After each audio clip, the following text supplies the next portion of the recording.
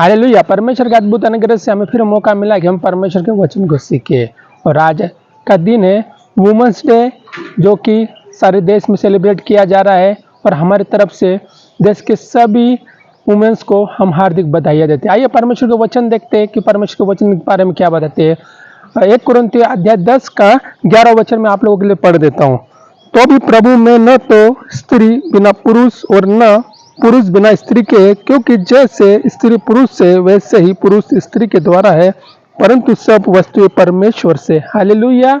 क्योंकि ये वचन मैंने इसलिए पढ़ा है कि लोग कहते हैं कि आदम हवा के कारण गिरा गया, इसलिए वो लेडीज को कुछ कम आंकते, लेकिन ऐसा नहीं। परमेश्वर ने कहा कि स्त्री और पुरुष दोनों एक दूसरे के लिए है और एक दूसरे के साथ ही पूरक बन के वो चल सकते, नहीं तो नहीं चल सकते, और दोनों ही परमेश्वर के द्वारा सृजे गए। इसलिए बाइबल का वचन बताता है हमें कि प्रभु यीशु मसीह के लिए मरियम को चुना गया। अगर मरियम नहीं होती तो प्रभु यीशु मसीह का आना भी नहीं होता। और यही मैं आपको वचन के द्वारा बताता हूँ। यह हमारा मत्ती अध्याय 1, इसमें शुरू में है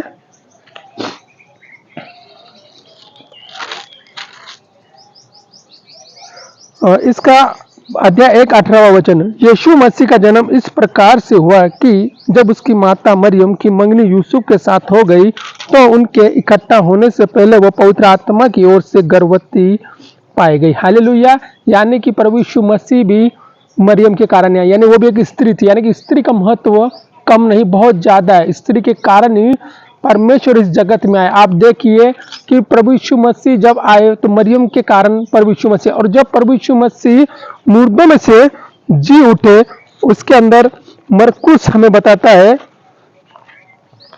मरकुस के अध्याय में मरियम मगदलिनी के लिए वो प्रभु यीशु मसीह नासरी आए। आइए उसको वचन की तरह देखता हूं मैं, जो कि अध्याय 16 के अंदर 9वां वचन है। सप्ताह के पहले दिन भोर होते ही वो जी उठकर पहल मरियम मगदलिनी को, जिसमें से उसने 7 दुष्ट आत्माएं निकाली थी, दिखाई दिया। हालेलुया।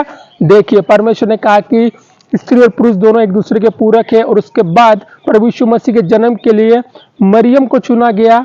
उसके बाद प्रभु यीशु मसीह के जी उठने के बाद उसने मरियम मगदलिनी को दिखाई दिया। तो सबसे पहले उसने उसको बताया कि जाके उसके चेलों को बताया। हालेलुया। यानी कि परमेश्वर किसी भी तरीके से स्त्री को कम नहीं देखता। इसलिए हमें भी आज के दिनों में स्त्री को किसी भी क्षेत्र में कम नहीं देखना चाहिए। हमसे हमारे साथ कंधे से कंधा मिलाकर वो इस देश को आगे बढ़ा रहे, घर को आगे बढ़ा रहे, अनेक रूप में हमारे जीवन में काम करते हैं। वो पत्नी के रूप में, बहन के रूप में, सास के रूप में, अनेक रूप है। उनके बिना इस संसार की कल्पना नहीं की जा सकती। इसलिए उनका आदर और सम्मान करें।